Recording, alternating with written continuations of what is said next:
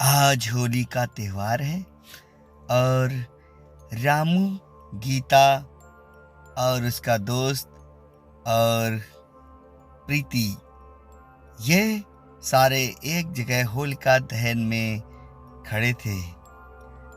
रामू एक गांव में रहता था। उसका दोस्त शहर से आया था, पर वह बहुत ही दुष्ट प्रकृति का आदमी था। उसने क्या किया, एक प्रीति नाम की औरत को उसने अपने जाल में फंसाना चाहा, पर उसके मना करने के बाद उसने उस औरत को उसी होलिका दहन में धकेल देता है और उसे जला देता है। प्रीति जोर जोर से चिल्लाने लगती है, बचाओ बचाओ बचाओ, कोई मुझे बचाओ। जब तक वो लोग बचा पाते वह जल चुकी थी और वह मर जाती है।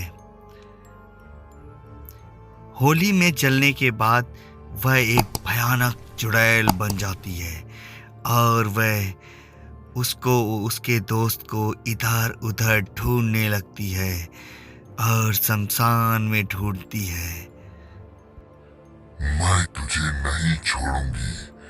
तूने मुझे जिस तरह जलाया है, मैं उसी तरह होली की पिचकारी से तुझे जला दूंगी। और वह उसे ढूंढते ढूंढते गांव में आ जाती है और वह एक जादुई पिचकारी हाथ में लेकर उसे ढूंढने लगती है और वह रामू और गीता से भी मिलती है और बोलती है, गीता मेरी सिस्टर, उसने मुझे जला दिया। मैं चुड़ैल बन गई। अब मैं क्या करूं? मैं भी उसे नहीं छोड़ूंगी।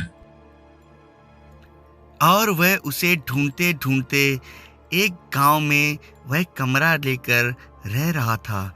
उसी कमरे में वह उस पिचकारी को लेकर जा पहुंची और बोलती है, तू मुझे जलाकर यहाँ बैठा है और मैं जलकर राख हो गई और मैं एक भयानक चुड़ैल बन चुकी हूँ। अब मैं इस जादुई पिचकारी से जो रंग तुम्हारे शरीर पे पड़ेगा, तू जल जाएगा। वह लड़का वहां से जान बचाकर भागता है और वह भागते भागते वह अपनी जान बचाकर भागता है। अरे भाई, मुझे कोई बचाओ, इस भयानक चुड़ैल से मुझे बचाओ। वह भागते भागते गांव वालों के पास आ जाता है और बोलता है, मुझे बचाओ इस चुड़ैल से। अरे इसे मत बचाओ, इसने कल एक प्रीति नाम की लड़की को जला दिया होलिका में। इसको तो मरना ही अच्छा है। अरे मैं प्रीति ही हूँ और मैं इसे इस जादुई पिचकारी से मार डालूंगी। अब मैं इसे मारने जा रही हूँ। जो इससे रंग निकलेगा ये उससे जल जाएगा।